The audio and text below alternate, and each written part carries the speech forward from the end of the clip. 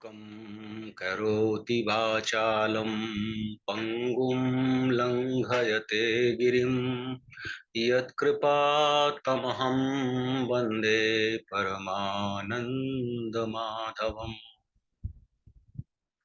ॐ नमो भगवते वासुदेवाय नमः।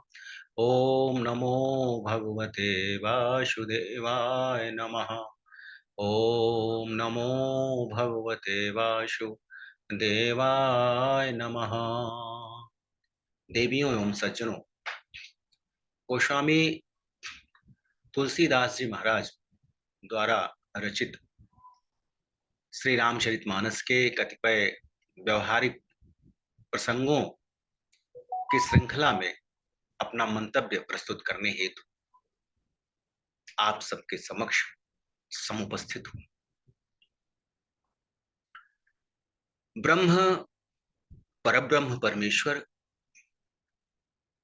के दो स्वरूप सगुण और निर्गुण संपूर्ण जगत में परिचर्या का विषय रहे हैं। वह परमेश्वर सगुण रूप में है अथवा निर्गुण रूप में है अथवा दोनों रूप में है। विभिन्न मतांतर इसके पक्ष में और विपक्ष में अपने तर्क और वितर्क प्रस्तुत करते रहे। गोस्वामी जी महाराज ने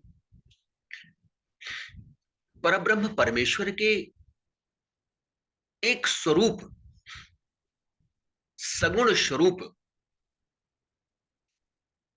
के संदर्भ में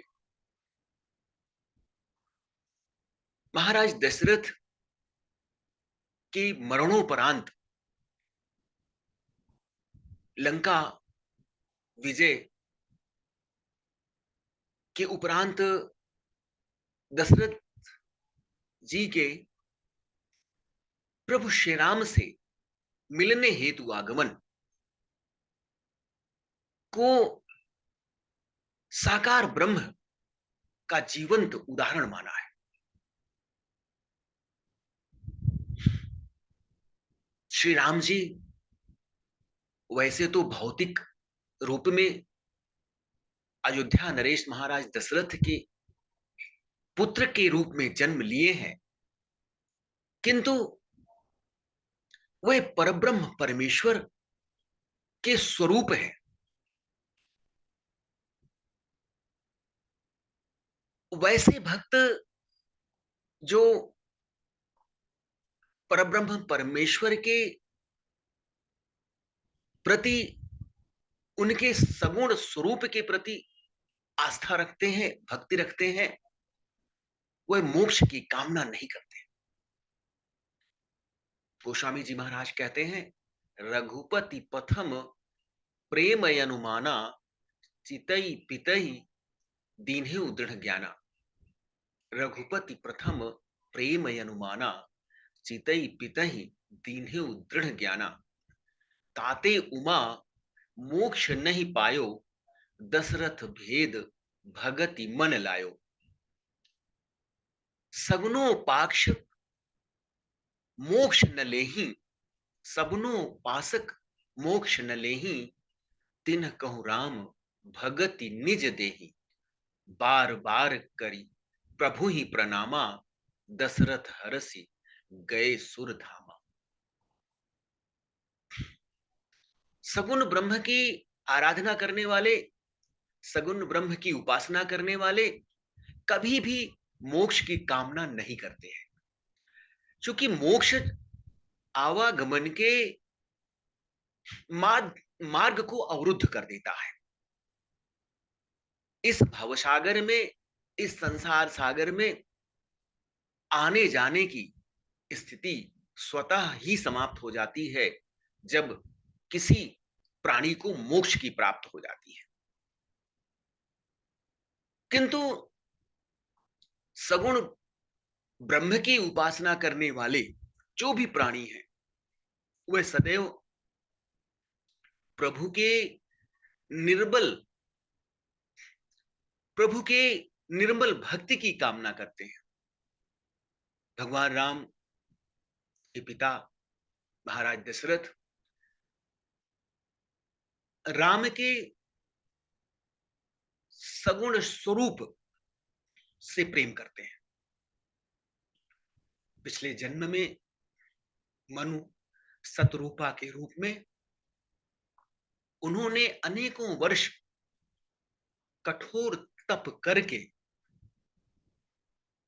प्रभु को अपने पुत्र के रूप में प्राप्त करने की कामना की थी। महाराज दशरथ अपने पुत्र श्री राम जी से उसी प्रकार प्रेम करते थे जिस प्रकार मछली जल से। मछली का अस्तित्व जल में निहित होता है। जल के सूख जाने पर अथवा जल से विलग किए जाने पर मछली अपने प्राण त्याग देती है। श्री राम के वन गमन पर महाराज दशरथ अपना प्राण त्याग देते हैं। वह एक पल के लिए भी राम का वियोग सहन नहीं कर सकते। यह पुत्र के प्रति पिता के प्रेम की विलक्षणता है। राम के अतिरिक्त किसी अन्य पुत्र के वियोग में वे अपना प्राण नहीं त्याग सकते थे। अपने पिता के ऐसे अनन्य प्रेम के कारण प्रभु श्री राम ने उन्हें अपने वास्तविक स्वरूप का ज्ञान करा दिया। जबकि श्री राम जी ने अपनी माता कौशल्या को अपने शैशव काल में ही अपने वास्तविक स्वरूप का ज्ञान करा दिया था। महाराज दशरथ प्रभु के सगुण स्वरूप के आराधक हैं, इसलिए वह अपनी देह त्याग के उपरांत भी मोक्ष की कामना नहीं करते। वह तो प्रभु के श्री चरणों में अविरल भक्ति की कामना करते हैं। श्री राम जी के प्रति उनके अगाध प्रेम और भक्ति के कारण प्रभु ने उन्हें अपनी निर्मल भक्ति प्रदान की। परब्रह्म परमेश्वर सच्चिदानंद प्रभु श्री राम जी जो मायापति है, माया से रहित हैं, उन्हें प्रेम और भक्ति के अतिरिक्त किसी सांसारिक रीति रिवाज में, किसी सांसारिक बंधन में, किसी सांसारिक रिश्ते में नहीं बांधा जा सकता है। वह ना तो किसी के पिता हैं और न ही किसी के पुत्र हैं। वह सभी के माता, पिता, भाई एवं मित्र हैं। जो जिस रूप में उन्हें देखता है उसी रूप में उसे दिखाई देते हैं। उनके सगुण स्वरूप की उपासना करने वाले जो भक्त मोक्ष की कामना ही नहीं करते, उन्हें प्रभु श्री राम जी अपनी भक्ति का प्रसाद देते हैं। मोक्ष प्राप्त करने वाले प्राणी संसार के आवागमन चक्र से मुक्त हो जाते हैं। वे प्रभु के अवतार धारण करने पर उनकी लीलाओं के प्रत्यक्ष दर्शन से वंचित रह जाते हैं। इसलिए सगुण साधक, प्रभु के सगुण स्वरूप की आराधना करने वाले साधक प्रभु की भक्ति के प्रसाद की कामना करते हैं और उस भक्ति के कारण, उस भक्ति के माध्यम से वह सदैव प्रभु के विभिन्न स्वरूपों का दर्शन करने दे रहे थे।